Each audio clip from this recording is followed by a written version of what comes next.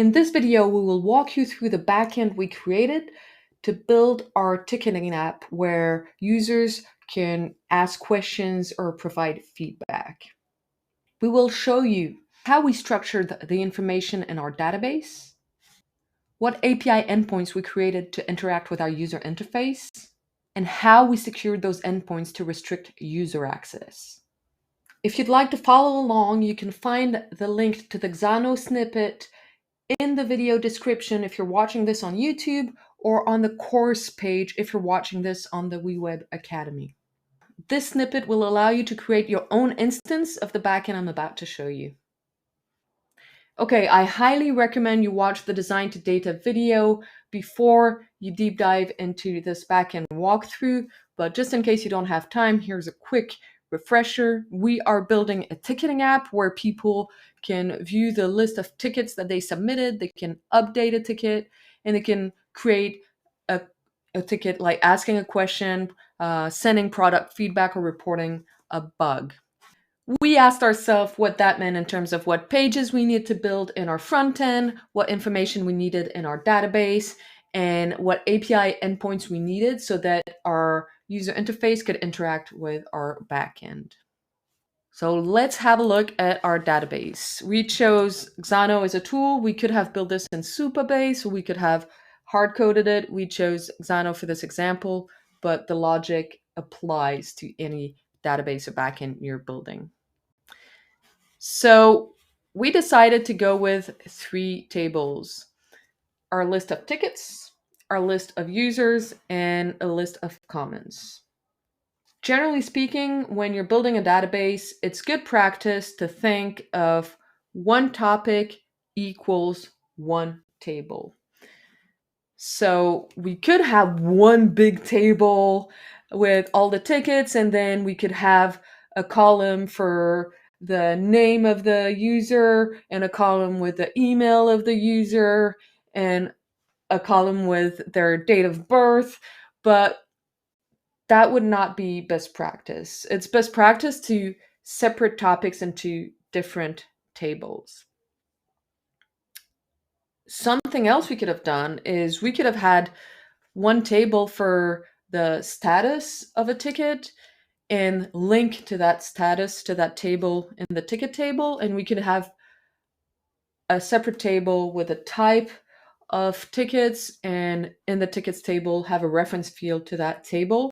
In this case, we chose not to. We chose to hard code that information in the tickets table because we thought, okay, we're not going to add a lot of statuses in the future. It's unlikely we will add a lot of ticket types in the future that it will change, so we're hard coding it. We may regret that choice in the future. It's a call we're making. There could be an argument for having a status table and a type table. Another choice we made is to have a separate table for comments. If we show the table relationships, we see that in our ticket table, we refer to comment IDs in our comment table. We could have, in our ticket table, said we will add a column and we will send, whenever there's a new comment, we will update the comment object in related to this ticket. There could be an argument to do that. However, it's unpractical. We judged it was unpractical. We could do it.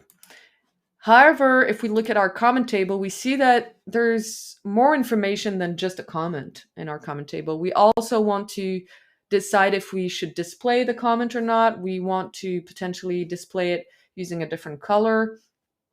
And maybe in the future, several people can comment on the same ticket, and we want to be able to link to a user ID. And maybe in the future, we will even want to add a column here to add functionalities related to comments. So if whenever there was a new comment on a ticket, if we had to send a big JSON object to the ticket table to update the comment field, it would be very cumbersome, and there would be a risk of error or corrupted data if 2 people commented at the same time, for example. Here, we thought it would be much clearer and more maintainable to have a separate comment table with clear columns. It makes the data much easier to read. And an added bonus is that when people comment, the ticket is created automatically sequentially. So when we will want to display the comment on the page, it will be very easy to know when it was created and to display the comments in the correct order.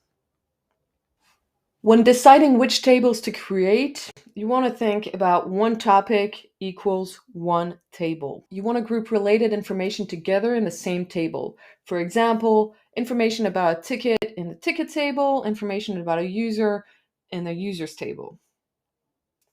Instead of having all the information in the same table, for example, the user's email address in the ticket table, or having duplicate information like the user's name in both the ticket table and user table, it's best practice to have information about a topic in one table and then link two tables together. For example, to link a ticket in the ticket table to a user in the user table.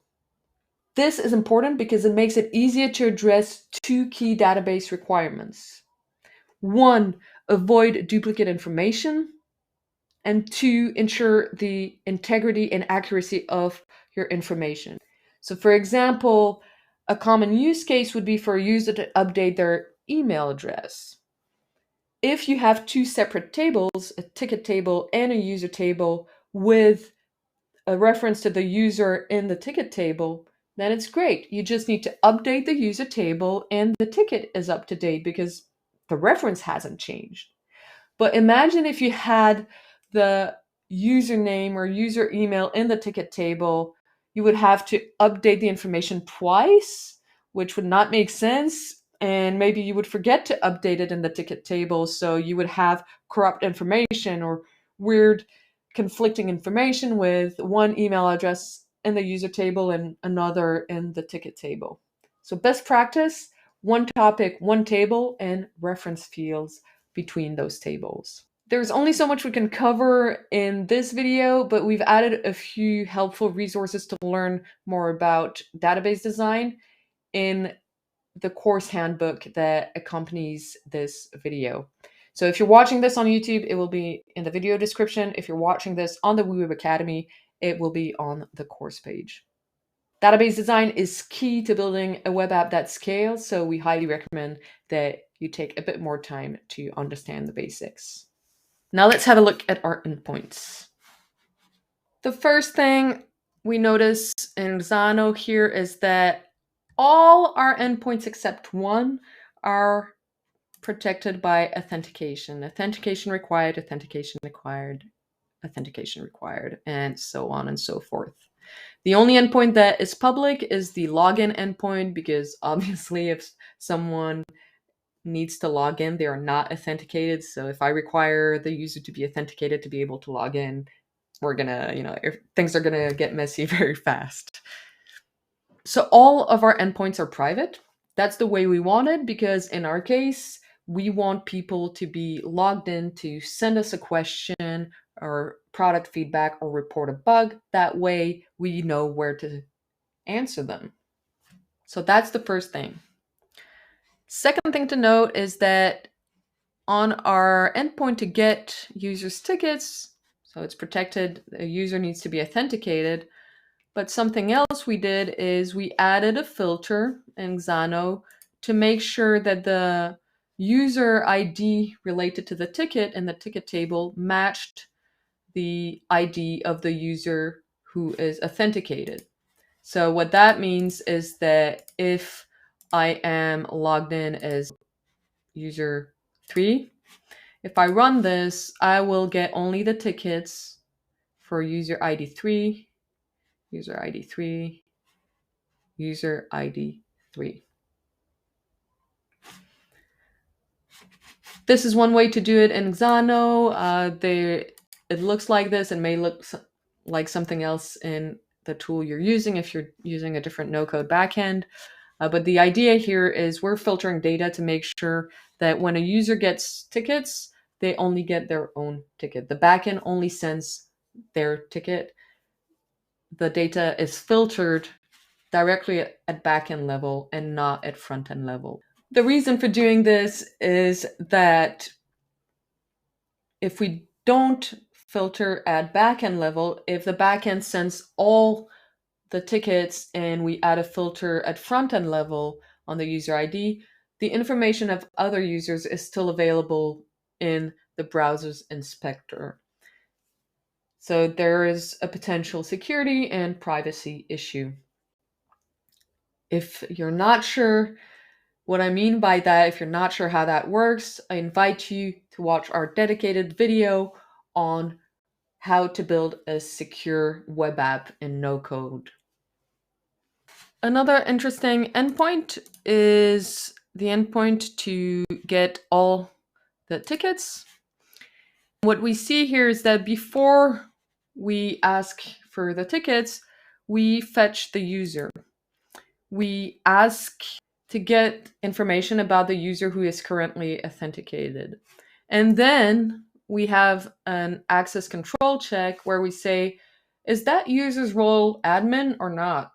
And if they're not an admin, they will receive this error message and access will be denied. If they are an admin, they can get the list of tickets. Here we define a bunch of rules depending on the inputs for search status and type, but we will cover this more in specific videos when we add that search functionality and status and type. Same goes for this ticket pagination endpoint that we created specifically for a video where we will show you how to set up custom pagination in WeWeb. So filtering and paginating your data in the backend. Something else you may notice when wandering around the Xano backend we created, if you're working with Xano snippet we created for you, is that in this endpoint, for example, to delete a specific ticket, you will see a custom function. What we did here is we were tired of adding the precondition to check if, to get the information from a user and to check if that user was an admin or not. So